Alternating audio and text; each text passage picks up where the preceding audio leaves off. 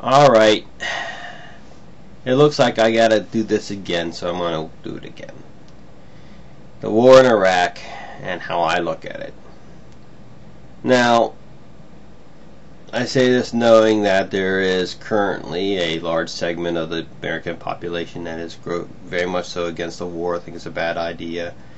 There are segments of the American population that are isolationists that think that what true conservatism is to never get involved with foreign countries and never send troops overseas. And they have some points towards that. I'll grant them that. But I'll be honest. I think the war in Iraq was a good idea. I believe there was weapons of mass destruction there. Why? Because there's a lot of dead Kurds, and there's no data saying that they destroyed those weapons that killed the Kurds. And I seriously doubt Saddam Hussein used them all up. So the question becomes, what happened to these weapons? We don't know. They have found about 5 tons of nerve agents in Iraq. But has not hit the main press. And they have found, of course, canisters for the delivery of them, and etc. You also have found that the Iraqi troops were equipped with gas masks, and etc. So, I think there's ample evidence to indicate that there was indeed weapons of mass destruction. I don't believe Bush lied to get us in there, and I don't believe he tricked all those ill-witted Democrats who couldn't figure out whether or not he was telling the truth or not. The fact of the matter is that Congress okayed the war, including many Democrats who are now talking about how they're against it. So, we went to war. Now we have to deal with Iraq as it is now. What to do with it? I'm not keen to just leave, because I remember history. I remember what happened in Vietnam, what they talked about in Vietnam, and how things happened in Vietnam, and what happened when we did leave. I'm not willing to see our supporters in Iraq, the ones who are working with us, slaughtered. I'm just not interested in doing that, and I'm willing to defend them. If we have to leave, I think it's important that we take these individuals and bring them back to our country, because their lives are of value, and we have to respect them in this aspect. I say this knowing full well that a large influx of Muslims into the United States, even Muslims who were our allies, will affect our culture and such. I understand that.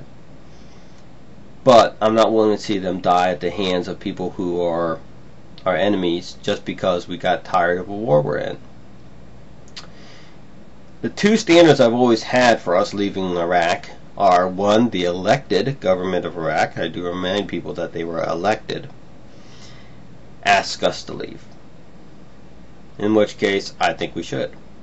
Or two, our troops are bored silly because there's no attacks in Iraq, and they're just sitting on their butts doing nothing because it's a peaceful, thriving community.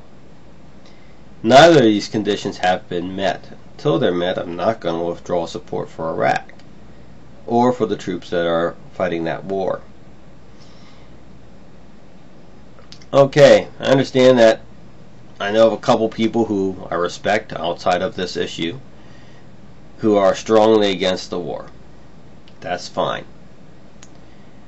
But honestly speaking, I don't think the United States can be separate from the world. I don't think we can lock ourselves away within our own borders and never be interested in some of our actual interests outside of the country. I mean, like it or not, the economy of the world is run on oil. You know, there have been efforts to move us off of it. I encourage those efforts. But as long as that's the case, the Middle East is of vital interest to us. And yes, people like to say blood for oil, but the fact of the matter is, those people who say they don't want blood for oil will be very upset if they wake up in the morning and they don't have heat in their house, they don't have electricity, and they don't have a car to get, and they have no fuel in their car to get to work. You know? I'm certain they'd be very upset about that. So we have a vested interest in the stability of Iraq. We can't abandon it. The enemies who are fomenting rebellion in that country and conflict, at least a good chunk of them, namely foreign agents from other countries, Al-Qaeda or from Iran or Syria, won't stop at Iraq. That's just a fact. They've all but stated it. To ignore that is to ignore their own words. They have stated that they intend to come here. They have stated that Iraq is a major part of their plan. So, whether or not it was a good or bad idea to go in, right now it's definitely a bad idea to just get out. Anyways, that's my viewpoint on that. I know it might upset some people, but you know what? That's never bothered me before. And this blog is, of course, for my own entertainment and the chance to reach out and meet other people with similar minds. Thank you very much. Have a very nice day, and God bless.